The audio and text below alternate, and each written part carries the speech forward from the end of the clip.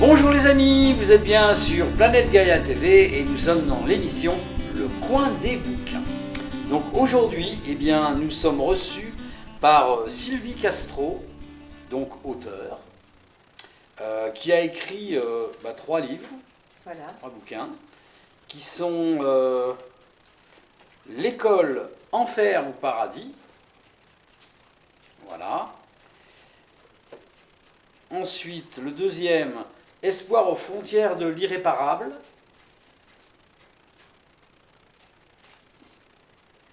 Et le tout dernier, donc Rafle d'enfants en 2015. C'est ça. Ok, parfait. Bien. Alors, écoute, pour nos téléspectateurs qui ne connaissent pas encore, est-ce que tu pourrais, en quelques mots rapides, expliquer un peu qui tu es, ton parcours et surtout comment tu en es arrivé là? Oui, alors, oui, ça fait, en quelques mots, je vais essayer. Ah, et tu as le droit à 3 mots. 3 mots. Alors, en fait, j'ai commencé à écrire tardivement. Oui, j'ai pas écrit tôt, quoi. Ma vie, ça a été d'abord une vie familiale. Je commence à partir du moment où j'ai eu des enfants. On ne va pas parler du passé pour le moment. Je vais juste faire une petite... non, je dirai des détails plus tard. Voilà. Et puis, en fait, c'est quand j'ai eu mes enfants que je me suis rendu compte qu'ils avaient beaucoup de mal à l'école. En particulier 3 sur 4, ce qui est déjà pas mal. Par exemple, pour apprendre les tables de multiplication, c'est tout bête, mais voilà. Que j'ai commencé à enquêter un peu au niveau pédagogique. Je suis très autodidacte.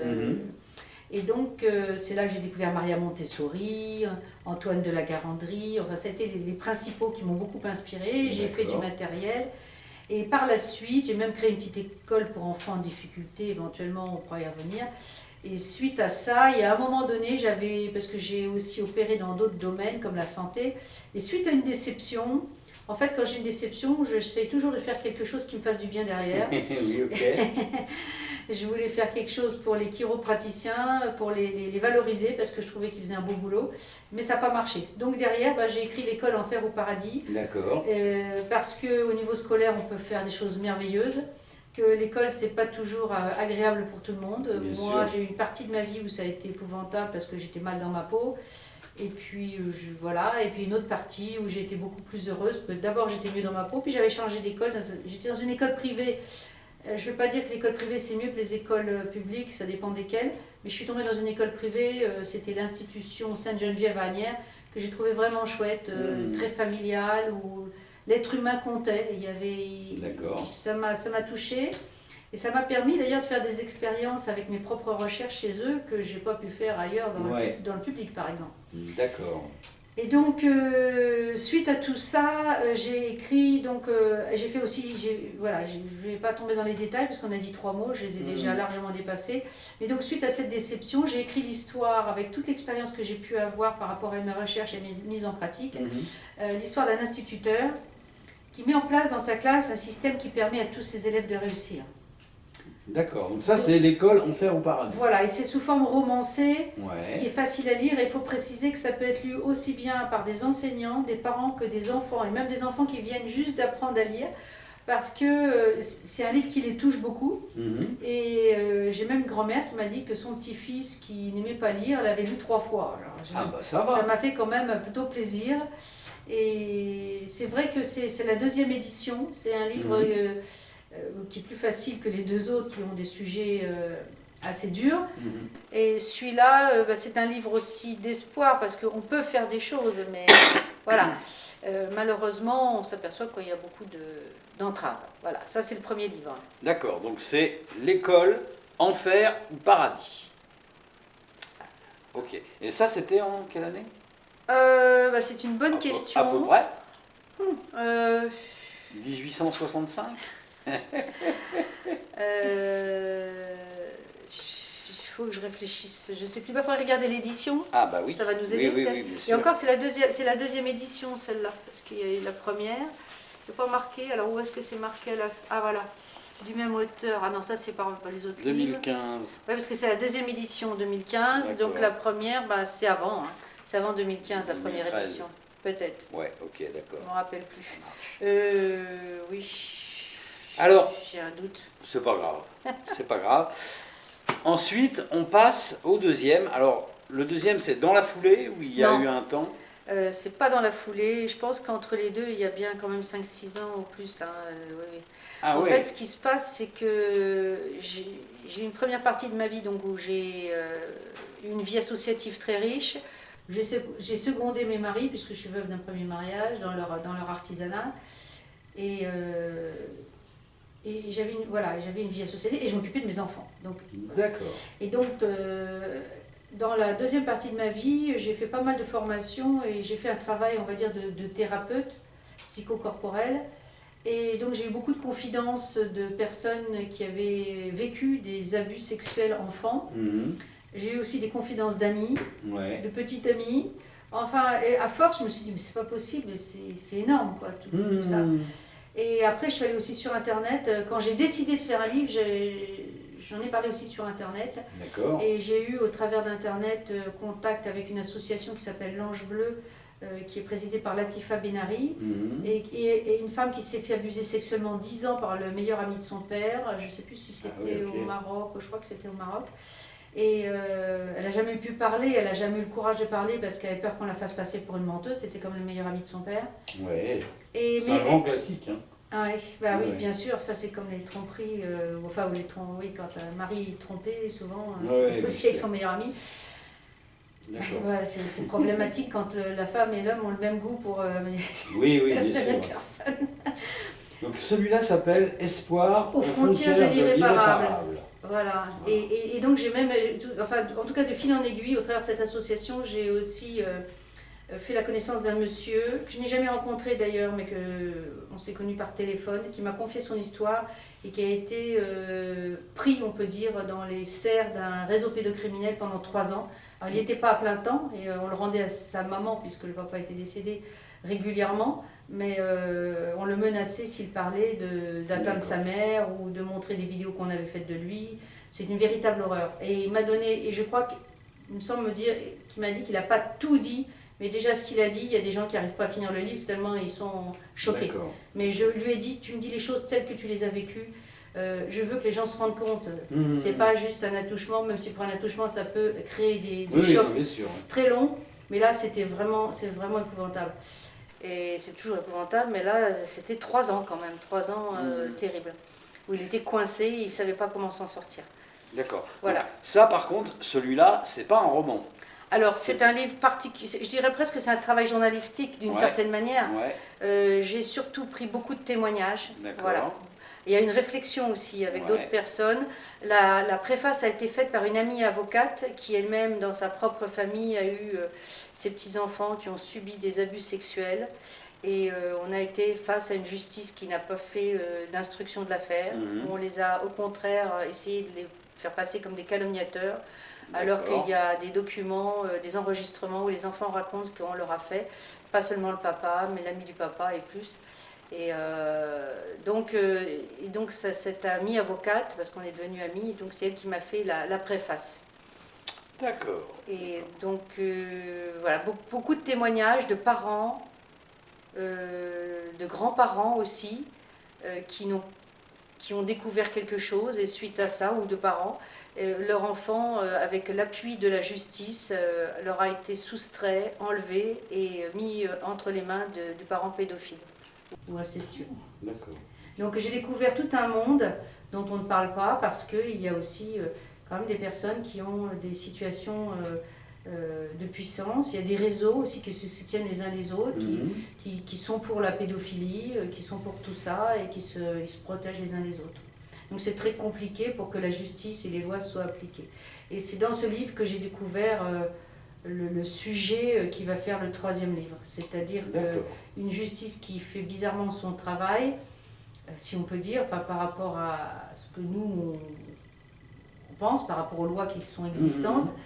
Et donc j'ai découvert des problèmes, donc c'est ce qui va ouvrir sur le dernier livre, sur la protection de l'enfance. D'accord. Ok. Qui sera l'objet donc d'un livre parce que je devais faire un livre sur la santé.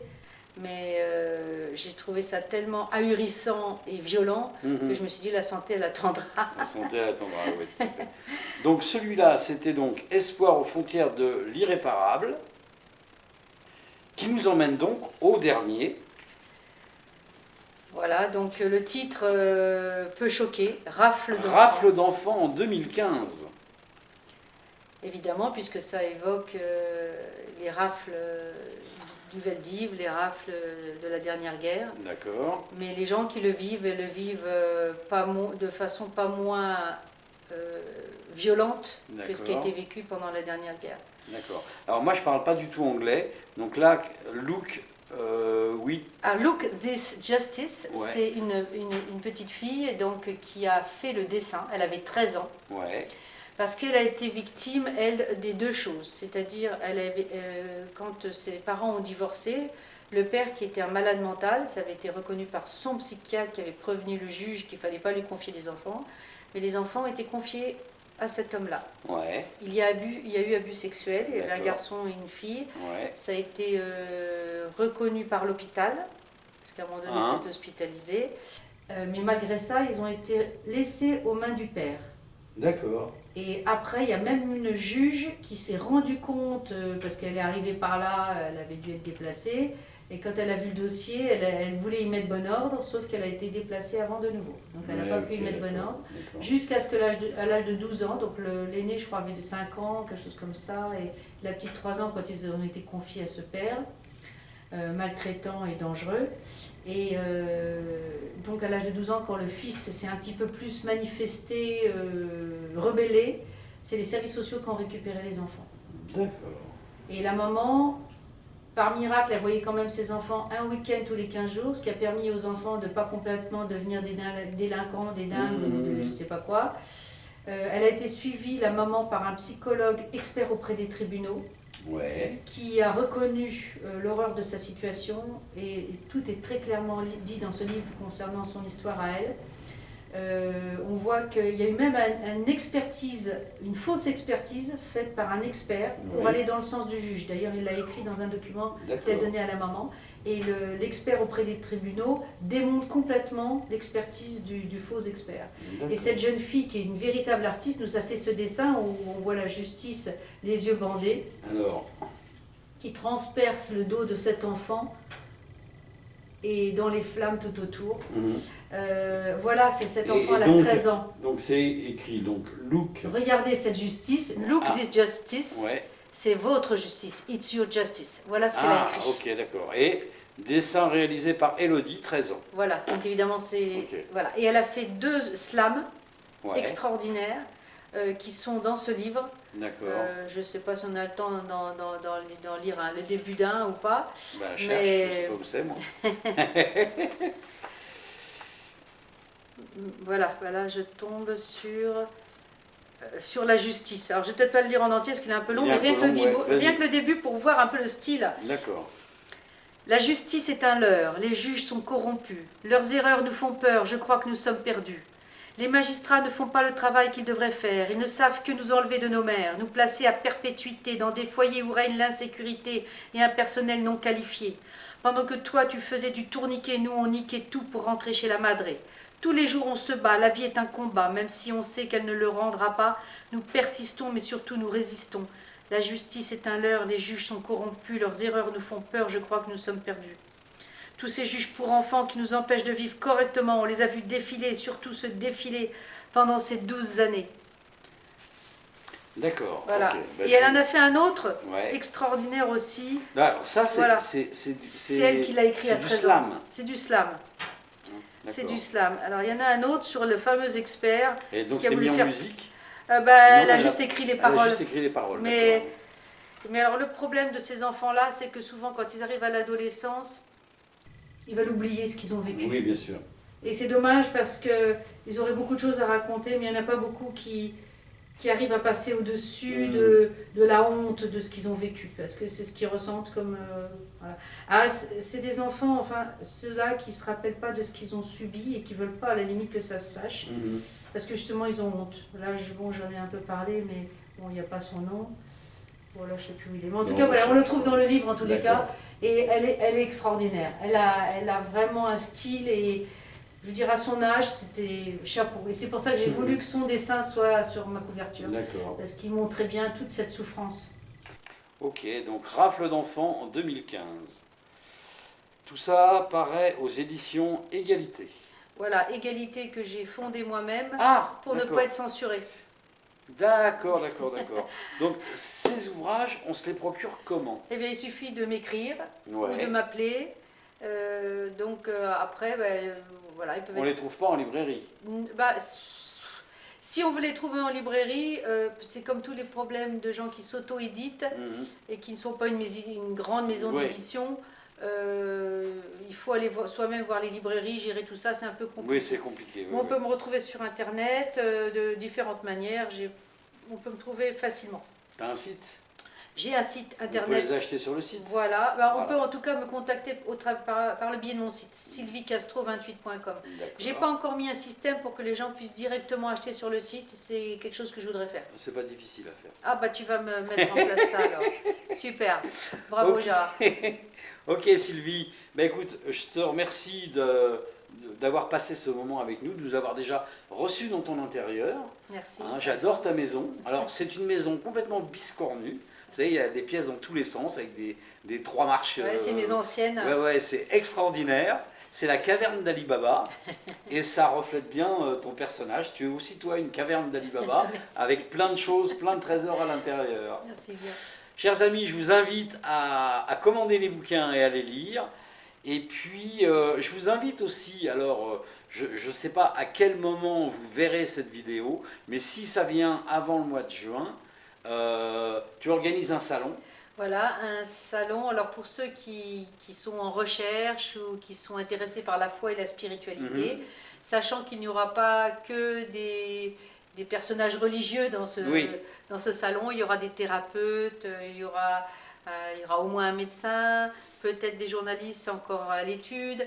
Enfin, il y aura toutes sortes de personnes et ça risque d'être très sympathique et avec une bonne ambiance. D'accord. Avec un spectacle le samedi soir. Avec un spectacle le samedi soir. Gratuit, l'entrée gratuite. Voilà. C'est un salon donc, qui s'appelle... Alors, Salon de la foi et de la spiritualité, c'est le premier dans le genre à ma connaissance. D'accord. Ça aura lieu à Senonches, dans le Perche, en Eure-et-Loire, à 37 km de Chartres, de Dreux et 140 km de Paris. Pour donner une petite idée. D'accord. C'est un salon qui va se répéter? Aucune idée, mais par contre j'y ai pensé parce qu'il y a des personnes qui ont été contactées à qui on l'a proposé et qui ne pouvaient pas cette année, alors ils ont dit on viendra une autre année. Alors peut-être pas tous les ans, je ne suis pas sûre que je pourrais m'en occuper tous les ans, mais peut-être tous les 2 ans ou 3 ans, je n'en sais rien. On verra, on verra. C'est pas encore. Le rendez-vous est pris. Sylvie, merci beaucoup pour ce temps passé en ta compagnie. Merci Gérard, merci beaucoup. Chers amis, vous êtes bien sur Planète Gaïa TV, nous sommes toujours dans l'émission Le Coin des Bouquins. L'aventure va se terminer maintenant et je vous dis à très vite pour une prochaine aventure. Au revoir. Merci. Voilà les amis, l'émission est maintenant terminée. Alors j'espère que ça vous a bien plu. N'hésitez pas à faire un j'aime, le pouce vers le haut, de façon à nous montrer que vous êtes satisfait. Mettez-nous des commentaires, parce que d'abord ça fait toujours plaisir. Et puis en plus, ça nous permet d'améliorer nos vidéos. Faites-nous les réflexions qui vous semblent justes. Si vous avez des questions à poser à l'intervenant, posez-la. Nous, on va transmettre, il n'y a pas de problème avec ça. La règle, c'est bien sûr le partage. Plus vous allez partager, plus on sera connu. Plus on sera connu, plus on aura de soutien. Et donc, on pourra faire du travail de meilleure qualité encore. N'hésitez pas à aller sur la plateforme Tipeee. L'adresse est en dessous de la vidéo. La plateforme Tipeee, c'est notre plateforme de financement participatif, ce qui nous permet de pouvoir continuer, de pouvoir exister, de changer notre matériel et de nous déplacer. Donc vous pouvez faire un don de 1 euro à, je sais pas moi, 1 million d'euros, si ça vous fait plaisir, d'une manière mensuelle, donc avec un engagement, ou d'une manière ponctuelle, c'est-à-dire juste une fois.